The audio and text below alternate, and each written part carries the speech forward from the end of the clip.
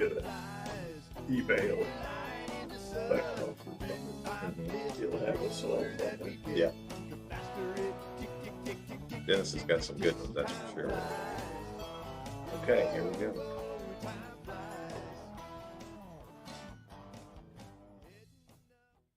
All right, good afternoon. Hey, it's Lyndall again with Marshfield Old School Times, coming to you from the old school building, Mr. Ballard's counseling office, or Mr. Reed's counseling office if you were here for junior high, right here in downtown Marshfield.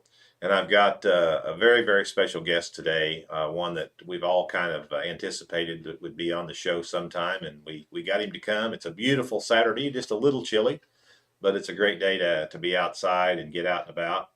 Mr. Dee Lewis is with us today. Mr. Lewis, welcome. I'm glad to be here. Yeah, absolutely. I'm glad to be anywhere. Well, you are here, and we are very happy about that. Also have another guest with us today. We have my little brother, Barth Fraker. Barth, thanks for coming in. Barth has quite a bit of institutional knowledge when it comes to Marshfield bands and specifically Mr. Lewis. So I asked him to be on here with me today to help do the interview, and I think you'll enjoy having his contribution as well.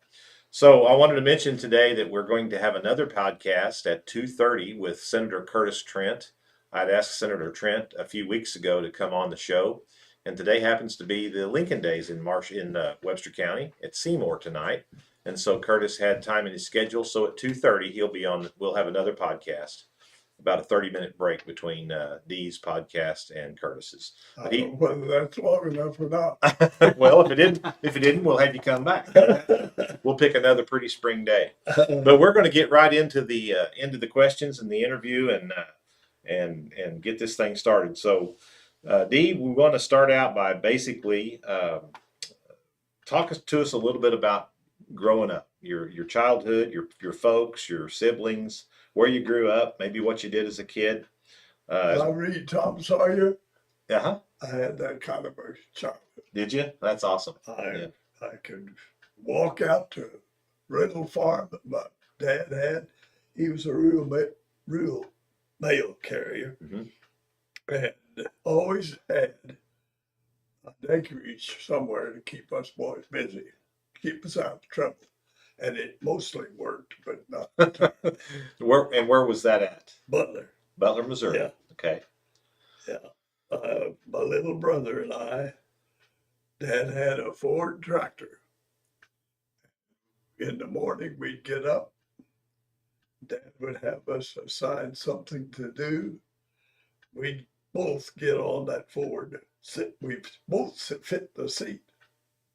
And we'd drive out to the 80 acres Dad had rented out there. And we'd plow, till corn, disc, whatever he assigned us to do. And when the sun got straight up, we'd go home and have lunch. It was about a mile, I suppose, maybe a little more, back and forth. Like as not, after lunch, the two of us would like to go out to upstairs window, down the drain pipe, off to a swimming hole. we had a Tom Sawyer. Uh-huh. Was it just you and the one brother then? I had one little brother, one older brother, and two sisters. Okay. There were five of us. Got a picture of all of us, believe it or not. Yeah. And your mother? Was your mother Oh yeah. there feeding you and taking care of you? Yeah. It was a wonderful family. That's awesome. That's awesome. And so this would have been in the 30s, right? During the Depression? Yeah, I'm sure. Born in 33. So times probably were a little tough, I would imagine. I guess 7 or 9, what was it? 8 or 9 years after my next oldest sibling was a sister. And then this long hiatus, and then Mom was surprised with me. And I know that how lucky I am to even be here. Yeah. Because there's no way they could have planned it. Sure. 33, Depression. Dad was, we were lucky. We had food. Because Dad was a rural mail carrier, rural mail carrier. and had a steady job. Probably had a big garden too, I bet, didn't you? Oh my, yeah. You know, Mom and I'd go out in the backyard. I remember taking off my shoes first time in the spring and planting garden barefooted. Mhm. Mom and I were quite the gardeners. That's great. What was it? What did you do like as a family? Go to town on Saturdays? Was there certain things, played yeah. ball, or did you get to do all I kinds of things? went to the concerts every Saturday night. And when we were young, my little brother and I'd have to take a nap. Mhm. So we'd be able to stay awake for it. Uh-huh. And I don't know that we listened to the band, but we'd play tag around the bandstand. Was music an influence though at Oh, that young age? Yeah, I started in band in 5th grade. That's just something that's surprised me. Came here to Marshfield and accepted the job, and it would have been at the end of June. Mr. Rice was the band director, and I was standing in the side door that was there then, and listening to the band rehearse. And I said, "Boy, he looks familiar. Rice, Bert Rice. He started me in band in Butler." He did? That's all. Really? And I didn't know it until I got here and saw him on the podium. Yeah. He, 'Cause he taught a lot of piano too, didn't he, down in the I area? don't know that. I think I've heard that. Wow, that is interesting. Well, Bert, he was doing too much. He did all the music, which is an impossible job. Yeah. And he was doing the Methodist church choir. And he was running the scout program. Really? And Yeah. that was too much. Yeah, that sounds It was like it. too much. So you and your siblings and parents, you grew up there in Butler and went to school. So when did you graduate then from Butler High School, was it? Right in Fif- 50, 52, 1, 2, yeah, somewhere in there? 51. 51? Yeah. 51. Yeah. That took a while. Sure. And did you meet Donna then Oh yeah. during we school went or back together. okay, in high school? Okay. She was a year behind me, Uh-huh. Uh-huh. and she was the #1 student. Oh, of course. She got straight A's. They had letter program, letters for scholarship. Mhm. Well, that's what she got. I didn't even think about that, but I got a leadership letter. I ended up being sophomore year. I was student council representative for the class. Mhm. Junior year, I was class president. And senior year, I was president of the student body. Were you? Awesome. So I was in politics. You were, weren't you? That's right. At an early age. Oh, Well, so I'm assuming music and band was your primary hobby and Absolutely. your best. absolutely. I Best played skill. football a little, Uh-huh. quarterback, senior year, and got my knee busted up. That was Yeah. another story. Did you decide in high school that you wanted to be a music and band director? That's quite a story. I had decided that I had already pre-enrolled at Warrensburg to be a pharmacist, not realizing it had nothing to do with chemistry, it had to do with pushing pills, Yeah. and I'd have killed somebody. You remember that scene in what is the movie?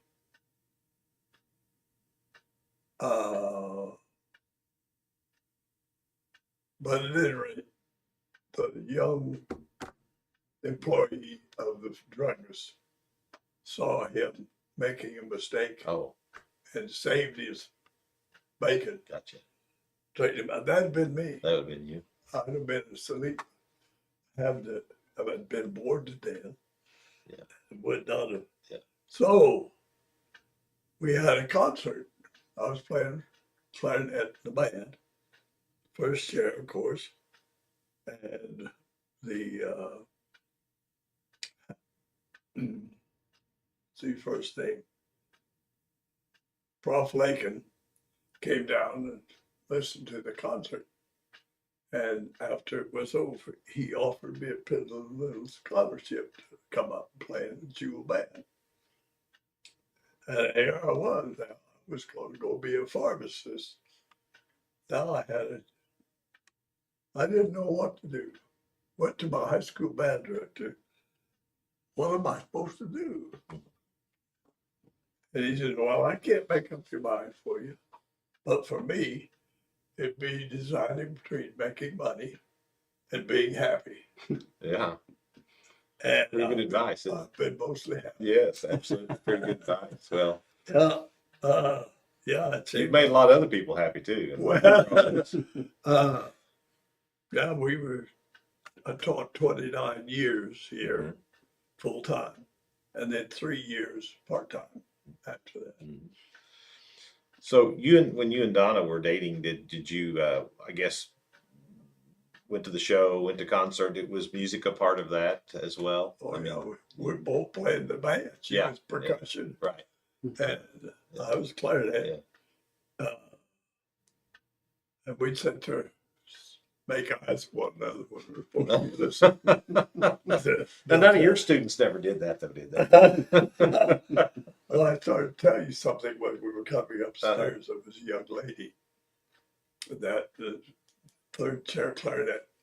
I was getting the kids ready for a concert, and looked back there, and they were kibitzing, talking back there instead of paying attention. And I got on there, you darn dummies. You hush up back there and pay attention. We get this thing ready to go. That night, I was lining the football field, and here came the young lady and her dad. He walked up to me, had his overalls on. What's this young lady's name? And I told him what was it. I understand that's not what you called it. No, I called her a dummy. And she's lucky she wasn't called a lot worse than that, the way she was behaving. And that would have been junior high, she was. She was in high school. And Mr. Rich, science teacher, was keeping study hall. I was on the second floor here in this building. Mr. Lewis, come here, I need your help. Went upstairs to the study hall. A young lady was there. He was having trouble with it too. Keep her in there until I can get the principal up here. It went out and got, I don't know who the principal was at that time. Forgotten that, but at any rate, I wasn't the only one had trouble with it. Well, she may have, what happened to her and your influence and his may have turned her around in life. You never know. You never know. Well, so did Uncle Sam call then, or did you get to start school before the service, or did you go directly into the service, your college? I went 2 years of college. Okay. And my mom had inherited a little bit of money from her mom. And she was paying my way. Fact is, when she found out that I'd been offered a scholarship to Jewel, she said she'd pay the difference. Okay. So 2 years, and money went dry. And I didn't know how I was going to afford unless I got some GI Bill. I see. As during the Korean War. I got you. So I signed up for 4 years. And the deal is that my years were bad. I wasn't passing the audition. And during the audition, the commander of the school sitting there at the couch. You have trouble hearing? Yes, sir. You been sick bay with it? No, sir. His words. Why the hell not? I said, because I was afraid you fellas find out I was having trouble hearing. You wouldn't let me stay in the music school. Get down there tomorrow. Well, I ended up getting an operation at the Bethesda Naval Hospital they postponed it a week. I had to sign off the base 2 times, which is an all-day job. And got out there and they operated on it. Everything went fine, but it got infected and messed up my equilibrium terribly. I was in there, I think about 3 months. And after I got recuperated enough that they would let me go on liberty, I can go home to my wife. And as I said, she was pregnant. While I was in there, I was assigned Tower 5. Didn't have any idea where that was. Got on the elevator, got out, there was babies crying. Huh?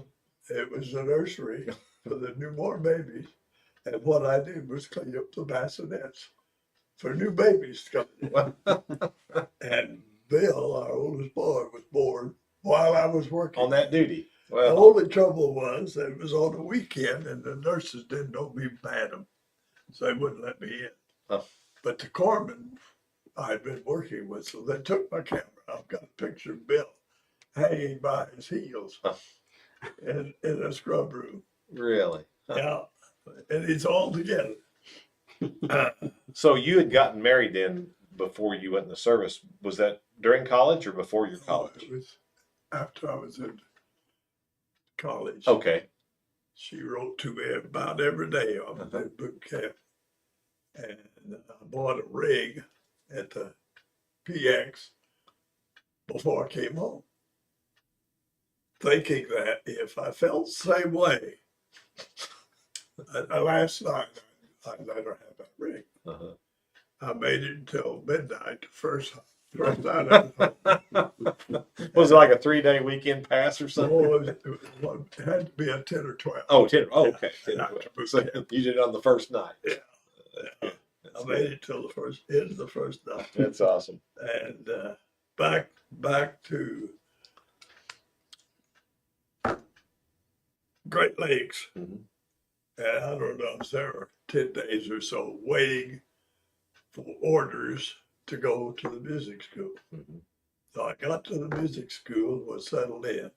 I called her, I said, "It's lonely out here. You still feel the same way about it?" "Yeah." "Well, if you get out here, they marry us at the chapel, at the, what do I want to say? The chapel or something. Yeah. Yeah. And by the way, he was a Baptist. Well, that Uh, minister. yeah, Yeah. yeah. Well, that worked out, didn't it? You Fellas from the music school served as best man. Yeah. One fellow looked older, gave her away. Best man, and his wife was her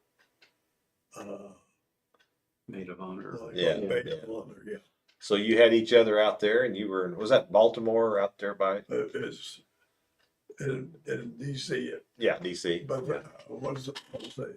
Bethesda. No, it's outside of D.C. Anacostia. Okay. Anacostia River runs in there into the. So did you go ahead and play in the band then out there? You went to school, Yeah, music school. actually, was one of the recruits that marched with the band they put together with the faculty and all. By the way, people figure this out. People ask, "Oh, you were in the Navy band?" No, my teacher at the school was auditioning to see if he could get in the Navy band. Oh, really? It was that. Yeah. Older I see. level of I see. ability. Yeah. I wasn't anywhere close to it. Yeah, I wouldn't have ever known that. Yeah. Huh. Interesting. And so you were out there a couple of years then, or? Well, what was it? Had to have been, well, it should have been a 6-month school, I see. but since I was in the hospital in the middle of that, Right. it was about 9 months. Yeah. And I love his story. At the end of the school, I graduated. had that ear operation, went back and only had a couple of weeks to get ready for the audition. Passed it, where I would not have if I had had the operation. Okay, well, The Navy did me good. that sounds like a Got me through. So Yeah. I'm a graduate of the Naval School of Music. We come home. Wow. About a 3-month-old baby boy, Bill. In the bassinet, in the back seat of his old 30, what he been, 39? Oh, that's not right. 42 Chevy that we found some old farmer and had been hauling hay in the back seat. We cleaned it up best we could, came home, and we stopped for milk. We stopped for gas. We came straight home. Yeah. We were ready to come home. Yeah. Come to what? At 19 and 18, we were just babies. Yeah. Right. Yeah. That's a long way. That's a long drive back in those I days. lost my orders. Okay. When you transfer it like that, they take your ID, give you your orders. That's your ID. Oh. I misplaced them somewhere between DC and Missouri. I worried about it every day. I was home on leave. They never let us on that base without checking our ID. Well, the good Lord looks out for those that don't know how to look out for themselves. Yeah, right. I had a sea bag on one shoulder, a ditty bag in the other hand, and a suitcase. And I walk up to the gate. Poor guy says, let me go on by. Really? Only time that never happened. Wow. And all the time I was on that base. So I went to the administration building. This big, strapping, first-class petty officer walked through. Can I help you? I said, I'm smart. Shh. Let me get you a new set. He walked over and pulled out a new set of orders. All that worry for all that time. It ended up not being anything at all. But here's the deal. I was transferred from there to Baybridge, which is just a short bus trip. So I get to the bus station, get on the bus, go to Baybridge, walk in the base. Lewis, seems like I've got something on you. And shuffle around it. Yeah, you're supposed to go back to DC. Well, what in the world for? You're going to have a medical evaluation. What do you mean? They're going to decide whether you're going to stay in the Navy or not. You're kidding me. It's a possibility I can get out of this chicken outfit. Yeah. Went back. That was over the weekend. Well, it was a long weekend. I bet. I left my wife at home. She got her a job waiting tables. And back in DC over the weekend, Monday, I went out for the medical evaluation. They decided they let me go on home. Really? And I could go home. But if the powers that be did not approve my discharge, then I would be eligible for another leave for 2 years. Oh. Because I was going to be home for months waiting for discharge. Wow. I said, what's the chances? He said, he's never turned us down. He just always rubber stamp. Yeah. To see. Well, you had a lot of good things happen there, didn't you? A lot of things lined up in your favor, didn't I they? signed up for 40 years. Yeah. I got the 6 months music school. I got GI Bill. Yeah. In a year, 5 months and 3 days. Yeah. Instead of 4 years. Yeah. Yeah. And I got my wife, my first And a firstborn. That's a remarkable story. And the thing is, the Navy does things their way. They count every day that you're in the service, but they only count the days you actually sit in class. See. So some years I was in class 3 days a week. Yeah. I ended up getting all the rest of undergraduate, 2 years, Mhm.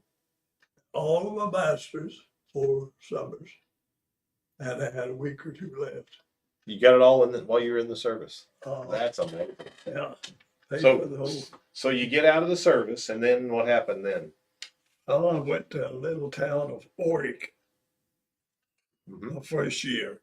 I had the whole program, all the music, and gave it my best shot. I did pretty well with the band. I wasn't really qualified for the vocal end of it. And they let me go at the end of the year. Wife, 2 kids by that time, and no job. And in my inexperience, I figured I'm washed up. I mean, you lose your first job, you probably can't get another. Wow. Well, one weekend, pardon me, we went up to North Missouri. We were offered 3 or 4 jobs that day. Clipping Iowa. Didn't take any of them, and they were all paying about $1,000 more than what I made the year before at Oregon.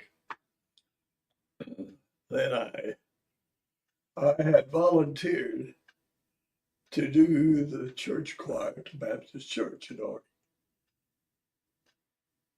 And the pastor, well, the pastor's wife accompanied my choir to school, so we were well acquainted, as only a accompanist the conductor can be. Mhm.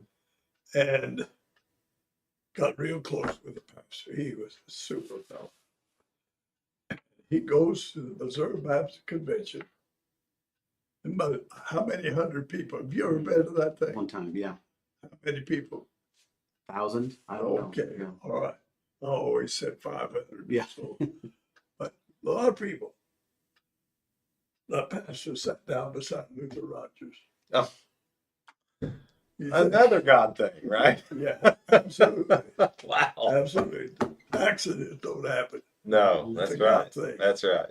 Well, I found out that they had an opening here, and Luther was looking for somebody to do their choir.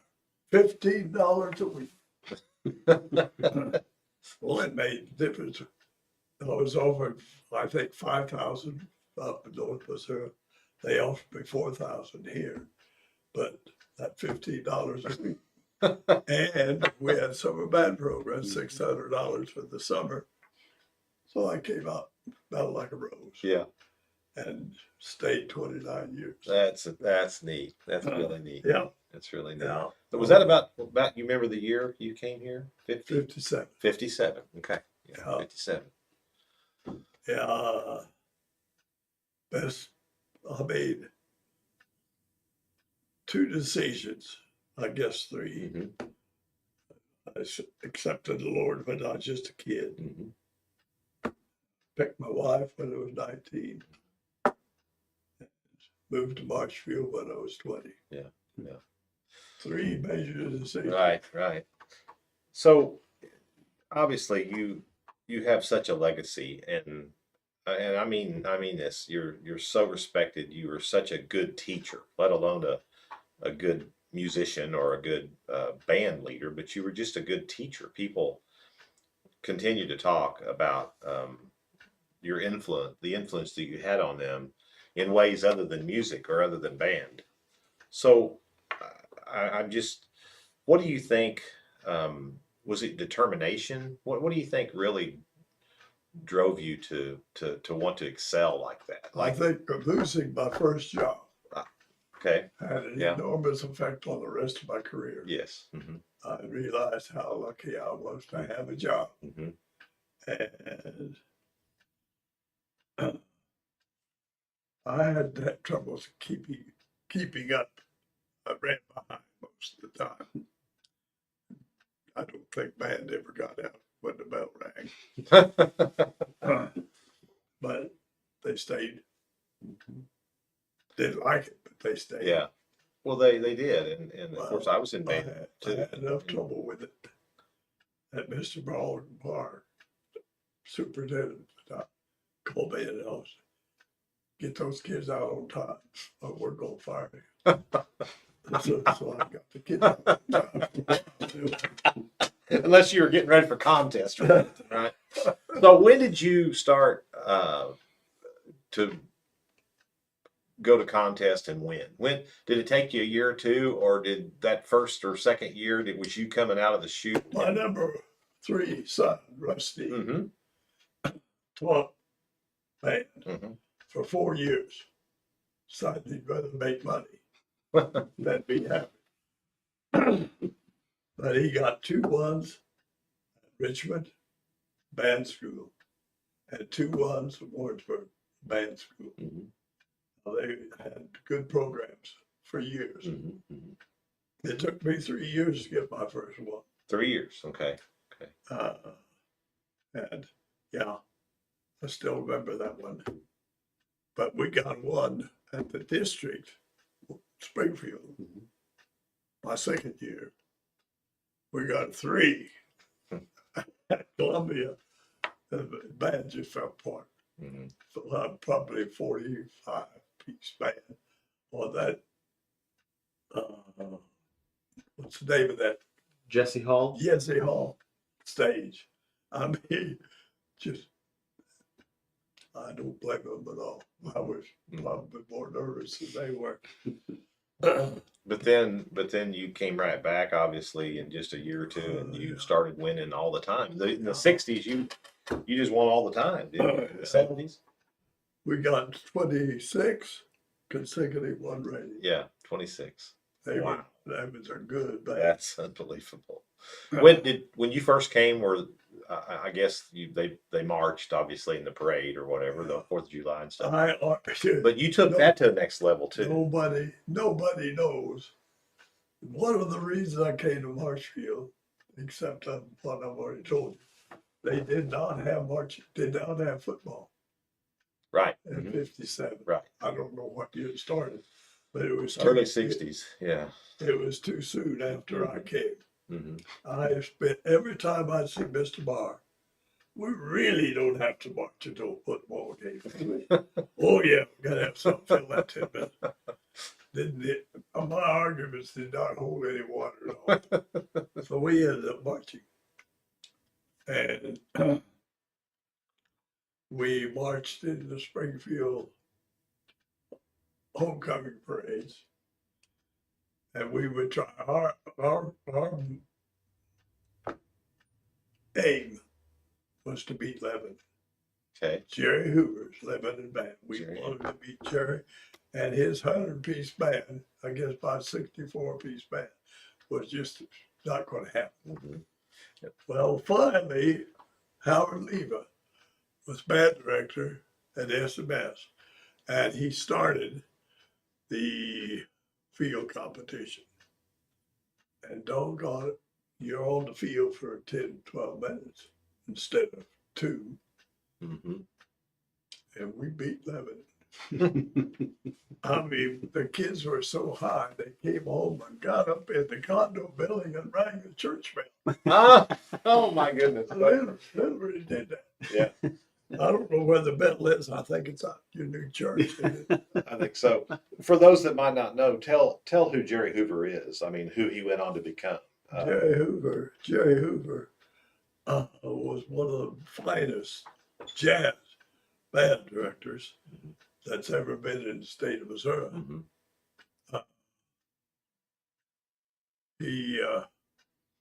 But he was at Lebanon, and then you went on to let MSU's band, Kabul, right? Yeah. And Bernie Pratt left Lebanon. I went up and interviewed for the job while I was teaching here in Marshfield. Jerry Hoover went right after I went to interview. Uh-huh. Now I turned him down. So I was lucky where I was. Yeah. Stayed in Marshfield. Jerry took Lebanon. I see. And just did great, particularly in marching. And then from there he went to Jeff City. Okay. And from there he went to New Mexico State. Mm-hmm. Oh, really? And from there Jerry asked me to write him what we call Yeah, recommendation, letter. when he was looking at SMS. And I was tickled to do it. And he told me later his interview with the president of SMS. He showed us the tapes of his New Mexico band, and it was just like you'd expect. Mhm. And the president says, "What do we have to do to have that here?" Jerry says, "Money." Well, he was being honest, wasn't That's what he he? said. Yeah, yeah. That's Jerry Hoover's Yeah. story. He's being honest. What do you, out of all the years, I mean, what do you think, what were the toughest times as a director, and then what were the best times? I mean, was it the students, was it the faculty, or the administration, or like, what was the most pleasing part out of all those years as a director? Well, And then what was the most frustrating? Mr. Barr was principal when I came, Right. and Mr. Bell was let go, and Mr. Barr took his place. Right. He was my superintendent all those years. Mhm. What that have been, 25 probably. That first year I taught, I had no supervision. I'd ask a superintendent this, that, or the other. Yeah, I mean, that's good. Mhm. And then you fell on your face. You fell on your face. Yeah. So when I interviewed here, I told Mr. Barr and Mr. Bell on the stage down there around the piano, you guys know that my contract was not renewed. And it was a lot of dumb mistakes that I made. Your previous job, your first job. Yeah. But if I'd had a little more advice, supervision, I think I'd have done a better job. If you find that I am proposing to do something with the band that you know is a bad idea, I want you to say no. They looked at one another. That's what we get paid for. Mr. Barber's probably always willing to tell you if you needed to Always improve. He was that kind of a guy. You never knew, never had any question about where Mr. Barr stood. Exactly. Yeah. And if he told you something Wednesday, it's going to be the same thing Thursday, and next Thursday, Right. or next year. And I told that story to somebody at Johnny's Cafe. Mm-hmm. You remember Johnny Andrews? Yep. Yep. Absolutely. I said, told the fellow, Mr. Barr was like that I appreciated that stability. Mm-hmm. And he says, the trouble with a fellow like that is that he's going to be that way when he's right, but he's also going to be that way when he's wrong. And I told that story to Mr. Barr when he was getting ready to retire, sitting in his office. Yeah. And I do remember one time you were wrong. What? I said, you remember that time out there at football field? They had the football yard line markers on the far side of the field. And I had got a couple of boys, we had to have those on the near side so we could see where we were. And you caught us in the end zone. And what the hell's going on? I said, Mr. Barr, we can't march without those markers. We got it. They tell us where we are. Right. He sent the boys home. They were standing there with the mouths open, watching me stand up to Mr. Barr. The next week we had 2 sets. 2 sets of mine.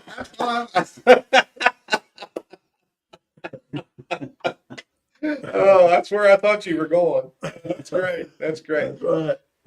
Tell me about Bloody Friday. Oh, I don't know where I came up with that idea. I think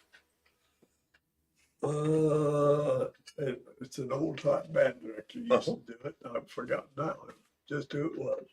At any rate, whatever I had assigned the kids on Friday, the last share could challenge the next to the last share on anything that we had covered that week. And whichever one did the best job, Moved them up. upper check. They can move all the way from last share to first share if they really were. Nobody could go down more than one. I see.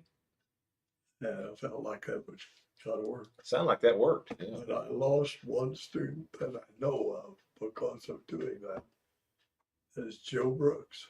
Is that right? I shouldn't have said that. You won't care. His mom Oh, yeah. came to me and said Joe just, Just hurt him. yeah, Well, it bothered you so much. It made him too dark. I'm sorry I told that. Apologize, Joe.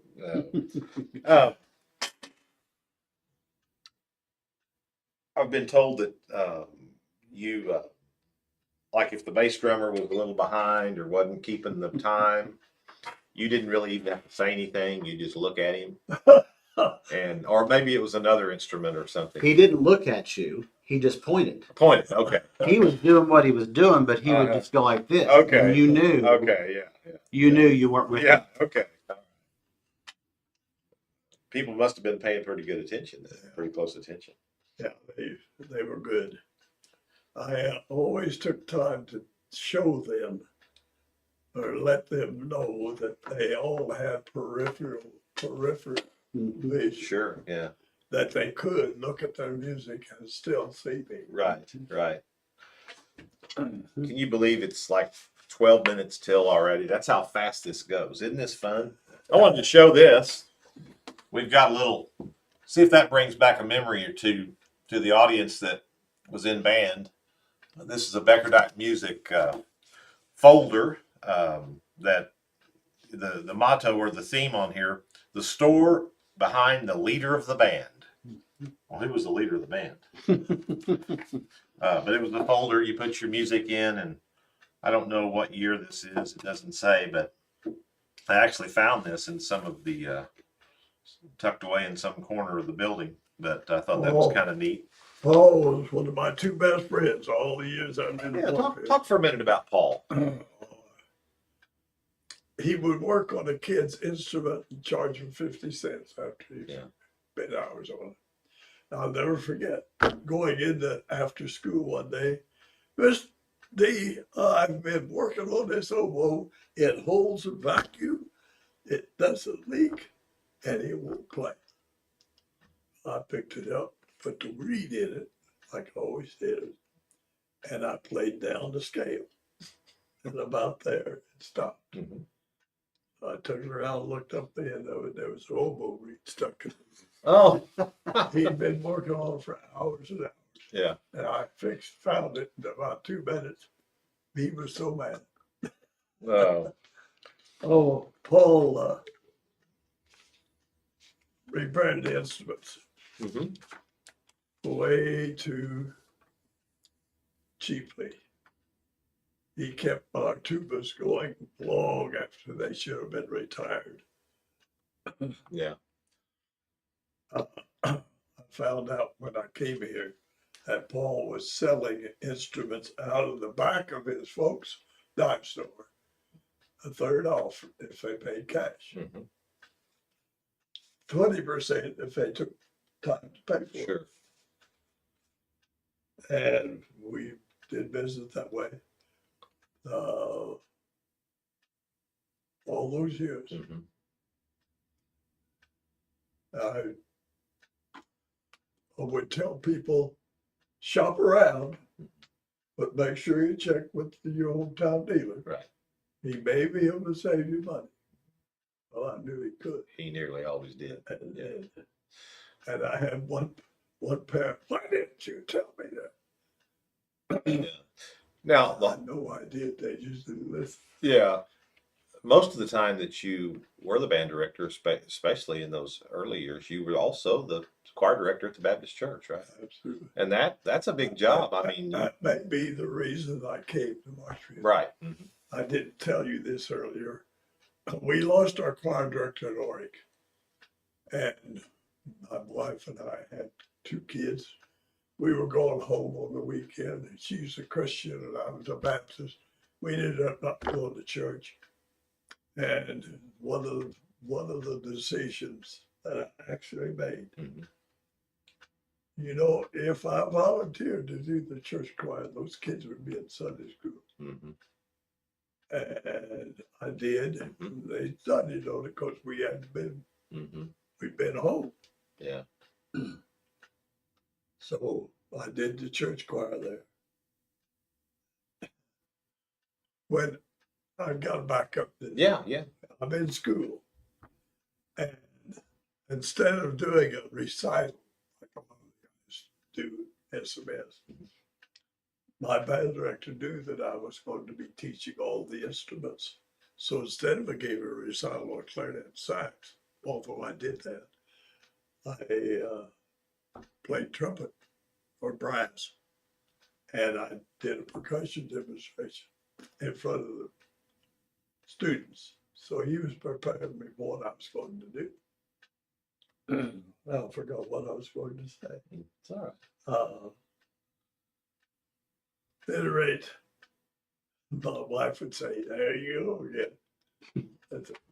That's something I should not say as often as I do. Well, it's easy. While you're thinking about that, what about how many Cokes do you owe people? When I retired, they put a placard, somebody put a poster paper up on an easel at the door. Everyone to whom Mr. Lewis owes a coat, sign below. They signed all the front page of the house. Hundreds of them, I'm sure. So what made you owe them a Coke? What would it have been? What kind of a deal did you make to when they Barth, you might remember. I think you just asked, you wanted something a certain way, and you Yeah. said, "Do it, and I'll owe you a Coke." Yeah, okay. Something in Yeah, reference to that. yeah. Okay. I don't remember anything besides. Yeah. Do you think all the kids today know what Sunday go to meeting clothes are? They did back then. Sunday go to meeting. And then I've got another story here that was told to me that when you went to the Mizzou homecoming one year and it was pouring down rain, and you wouldn't let them take the uniforms off. And so you stopped at McDonald's, and I guess it was the uniforms were so wet and soaked that everybody kind of smelled like an old farm in McDonald's. Wet dog. Yeah. That was about 82 or 83. You remember that? We were soaked, and those wool underlays, Yeah. and you said you're not taking them off and putting them in a plastic bag. We're wearing them home, and those buses smelled terrible. We walked in McDonald's, and people just, it was awful. We got our 3rd place trophy in that pouring down rain, and got on the bus and headed home. Didn't stay for the game. Now, is that the same time that you couldn't wear your shoes and you were in your socks? It wasn't Columbia. It was Carthage. Okay. Yeah, Carthage. We didn't even march that day, did we? We did at Mizzou. We marched, but now Carthage. That's the shoe thing. Yeah. Okay. You wore your spats over your socks? Yeah. I told them to get all the golf shoes, any kind of athletic, so they keep traction. Because we were doing 3/4 spins. I'll never forget one of the little gals. What was her name? Saxophone player. I forgot her name. I can see her face. Did a 3/4 spin, lost her footing and fell down. Oh my goodness. Flat Oh, on her side. right. Saxophone on the ground.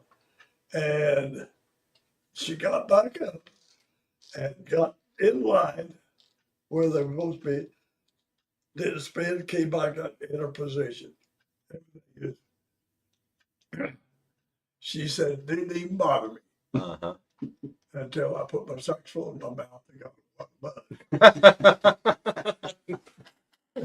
Well, tell me about, you got an award, and I think it was a pretty big award, like a national award. Tell us about that. It wasn't national, it was state. Oh, state, okay. This guy nominated me. Barth did for Okay. The Hall of Fame award. It's the most prestigious Sure. award that our music. Association or something? Okay. Yeah. Gotcha. Yeah. Okay.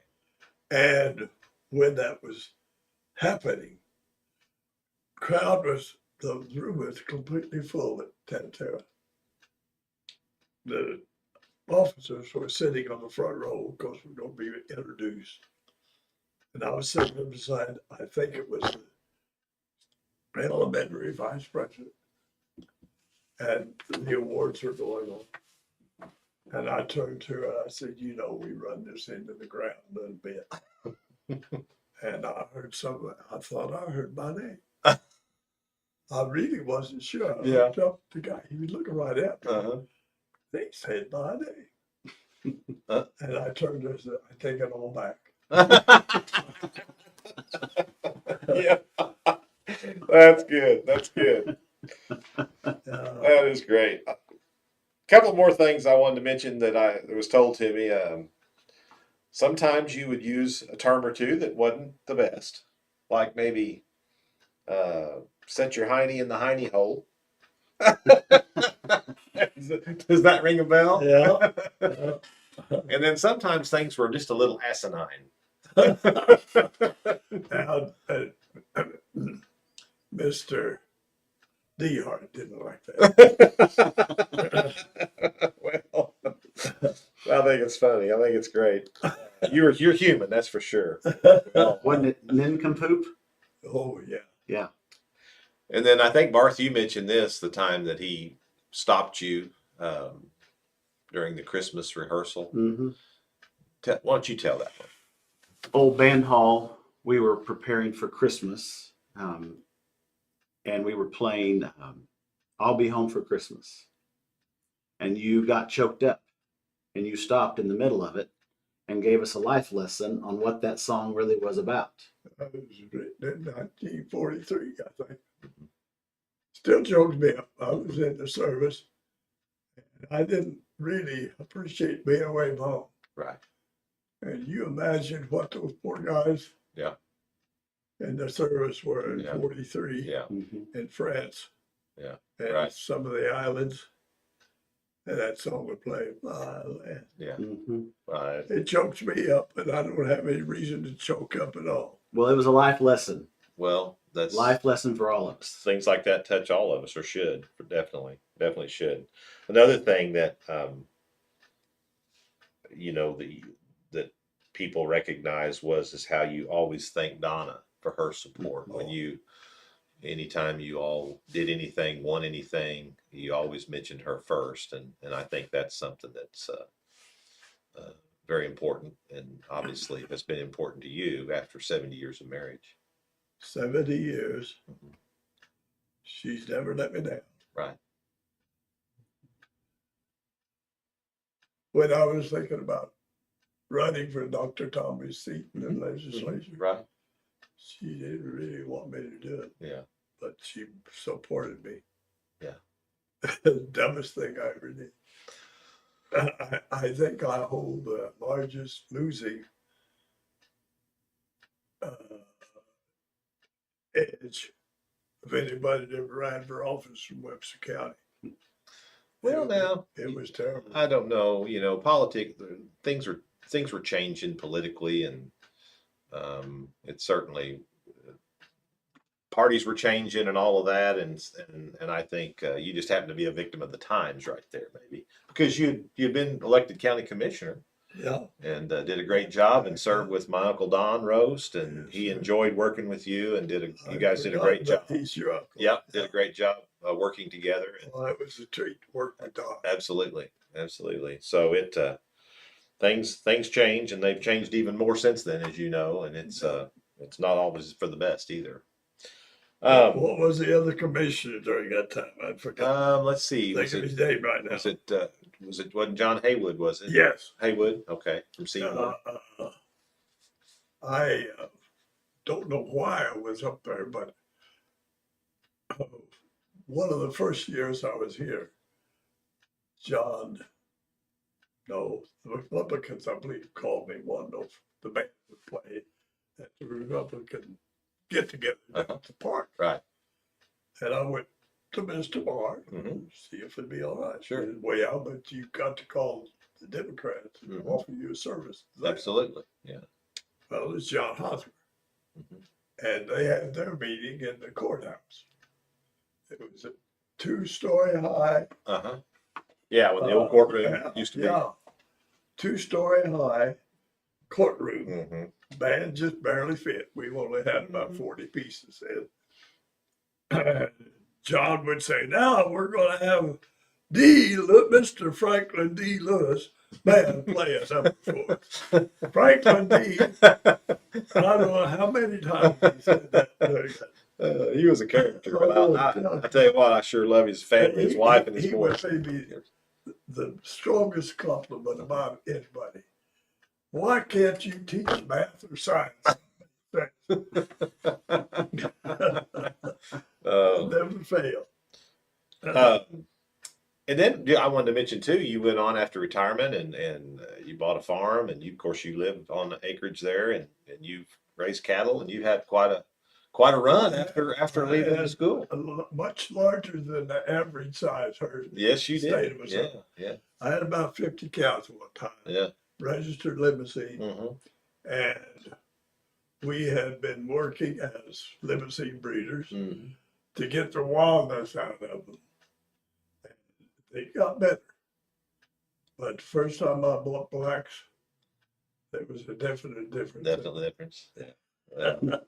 Well, you did very successful. Limousine breeders are going to get me for that. Yeah. Very successful with that. And then also you and Donna got into rental property, and I know you had several rental houses there at one time. We had 13 units at one time. Yeah. And I bought one from you once, and I know you told me, and I think she did maybe, that you guys did as well with that as you did your school retirement. We actually, on a good year, those 13 units that we owned brought us in more income than both our teachers. Which is not bad. I think she or one of you told me that. So anyway, what a run. You guys have been extremely successful, and it's just really been a pleasure to have you in today. It really has. Really appreciate it. Appreciate you. Absolutely. One other thing I want to mention, you know Tina Case, Bar's friend, Tina Case Loftus. She said, I'm not sure that I ever had a teacher that treated me with the level of respect that Mr. Lewis treated us with. And that made us want to work harder. And I've tried to do that in my own teaching career.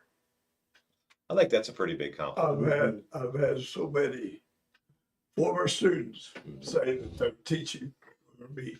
Yeah. And it really humbles you. Yeah. Anyway, we really appreciate it. I'll have you back. As you know, I had Dr. Todd on, and Tom Farr Jr. and Pat Abbott, and the most interesting shows are those of you that